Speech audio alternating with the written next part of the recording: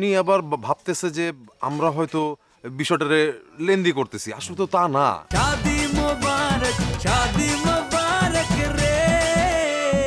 কি জামাই আছো কেমন? আসসালামু আলাইকুম ভাইয়া, ভালো আছেন আপনি? ওয়ালাইকুম আসসালাম, আমি ভালো আছি। আচ্ছা শুনলাম তোমার সম্বন্ধের জন্য নাকি ঘানার পাত্র ঠিক করছো? জি ভাইয়া, আসলে আধা পাগল মেয়ের সাথে তো বড় ভাইয়ের বিয়ে দেওয়া যায় না, তাই না? হ্যাঁ তা তো বটেই। শুনলাম তোমার মামার শ্বশুরের নাকি দুইটা মেয়ে পাগল, একটা ফুল পাগল দাঁত ব্রাশ করে না, মাথা ব্রাশ করে না, আউলা বাউলা, আর একটা হাফ পাগল সেজে গুজে থাকে, দেখে বোঝার কাকেদার নাই কিন্তু পাগল। জি ভাই, আসলে হয়েছে কি ভাই, আমি তো জামাই মানুষ, চাইলেও না অনেক কথা বলতে পারি না। আপনি যদি সুযোগ পান তাহলে আমার বড় সম্বন্ধে একটু বুঝায় বললেন। আমরা আসলে চাইতেছি, আমরা বলতে আমি আর সুকু চাইতেছি একটা ভালো মেয়ের সাথে ভালো ঘরে বড় ভাইয়ের বিয়াটা দিতে। ঘানার একটা মেয়ে দেখছি, খুব ভালো, খুব কিউট। দাঁড়ান আপনার ছবি দেখাই।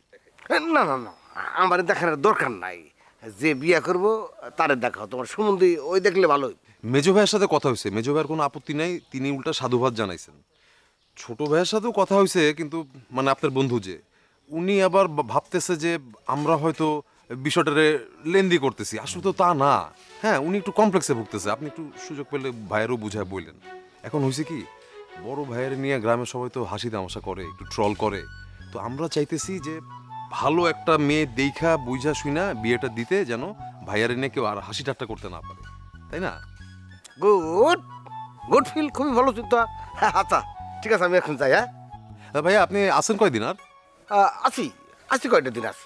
তা একদিন আসেন না বাড়িতে, একটু চা খাইয়ে গেলেন, গল্প গুজব করলাম।